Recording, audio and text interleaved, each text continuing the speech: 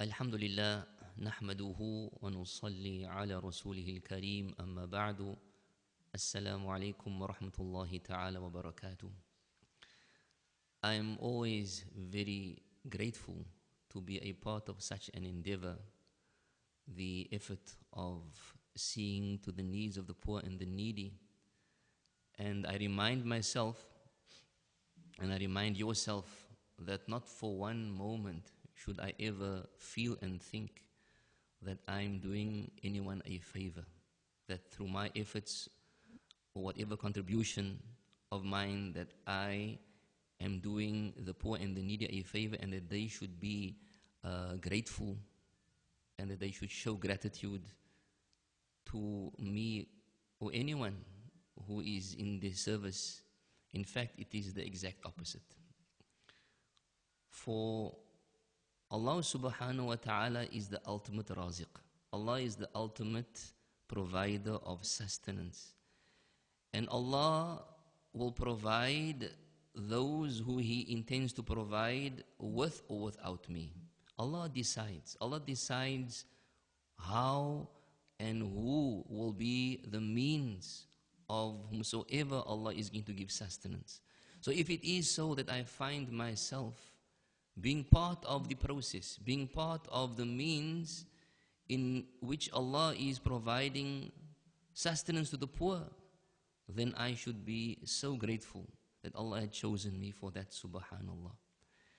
And how essential it is for me to be involved in some way or the other. How essential it is to my success, to my salvation, to my Islam. Because the Quran is replete with verses in this regard. But the one verse that really stands out for me, the one verse that actually gives me goosebumps, is the one to be found in Surah Al-Muddathir, where Allah relates a conversation or a dialogue between those fortunate ones in Jannah and those unfortunate inmates of Jahannam. Allahumma hafadna, may Allah protect us from that. And those in Jannah, they pose the question to those in Jahannam. And the question is, مَا سَلَكَكُمْ فِي سَقَرٍ? Those in Jannah ask those in Jahannam, what caused you to be in Jahannam? And here the scholars comment and say that this question is posed by those in Jannah, who are obviously believers, to those whom they see in Jahannam, who apparently on this dunya were also believers. Because if it was so that those who they are posing the question to in Jahannam were not believers in this dunya, then there would be no need for this question, because then the reason would be obvious. It is because they were non-believers. But the fact that they are posing this question means that they are posing it to people whom they see in Jahannam, who apparently in this dunya, in this worldly life, appear to be believers. And then comes the answer. And the answer itself confirms this. They do not say that it is because we were not believers. No. They would say, قَالُوا لَمْ نَكُ مِنَ الْمُصَلِّينَ. We were not of those who made salah in this dunya. And in the second part of the answer, وَلَمْ نَكُ نُطْعِمُ الْمِسْكِينَ. And we were not of those who fed the poor. Subhanallah. This in fact sums up our entire, it beautifully sums up our entire deen. And that is the first part, لَمْ نَكُ مِنَ الْمُصَلِّينَ.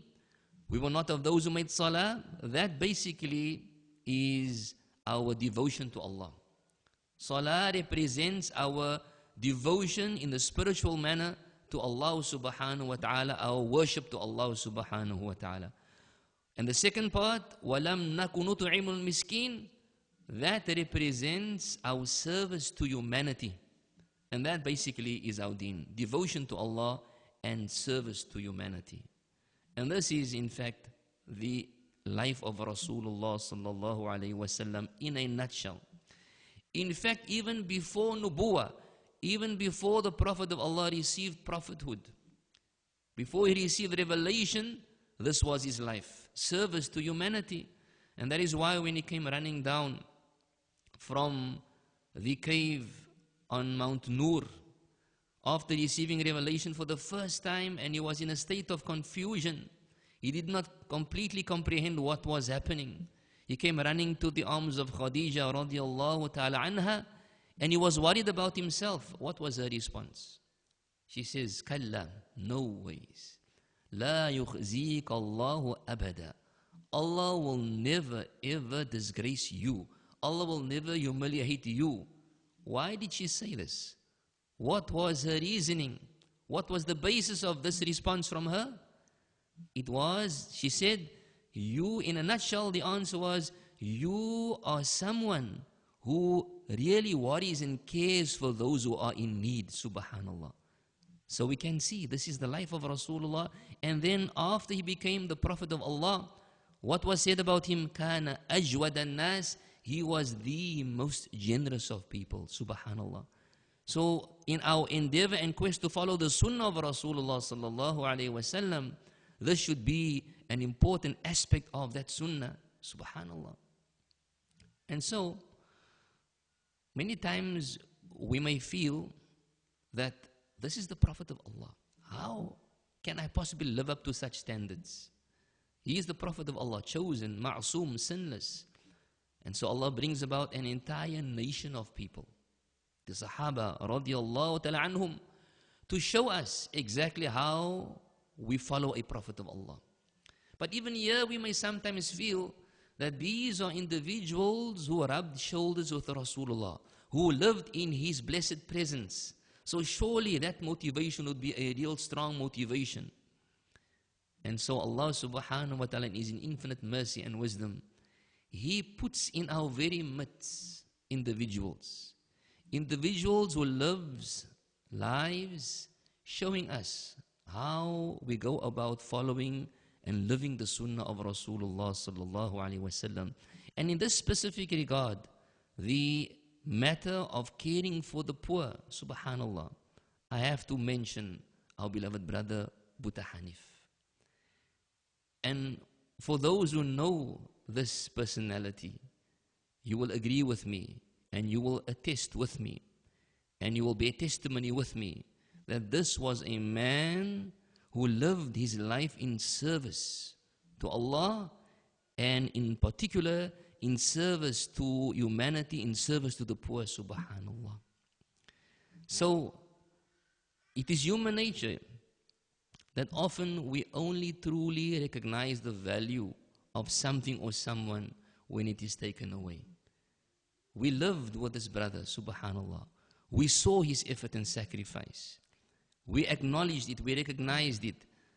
But now Allah has taken him away, and now we truly realize the value and the effort that he had put in, and how he relentlessly sacrificed his time, how he tired his body, subhanallah. This was a man who had a heart condition. This was a man who I found myself, because he was one of my closest friends, who I found myself on many occasions telling him to slow down because I feared for his health, subhanallah. But this was Buta Hanif. And now that he has left us, we are confident that he is in the pleasure of Allah subhanahu wa ta'ala, that he's enjoying the benefits of his efforts, subhanallah. But what he has left behind is an example and a legacy. I have taken Buta Hanif as my personal example, as an inspiration, as a model of how to follow the Prophet of Allah in this specific sunnah, the sunnah of following the Prophet of Allah in the sunnah of taking care of the poor and the needy, subhanallah. So my dua for myself and for all of you is that Allah must choose me and Allah must use me to serve humanity. Allah must choose me and use me to care for the need of the poor and the needy. And may Allah make me sincere in that, inshallah. And may Allah forgive all our shortcomings. وآخر دعوانا أن الحمد لله رب العالمين. السلام عليكم ورحمة الله تعالى وبركاته.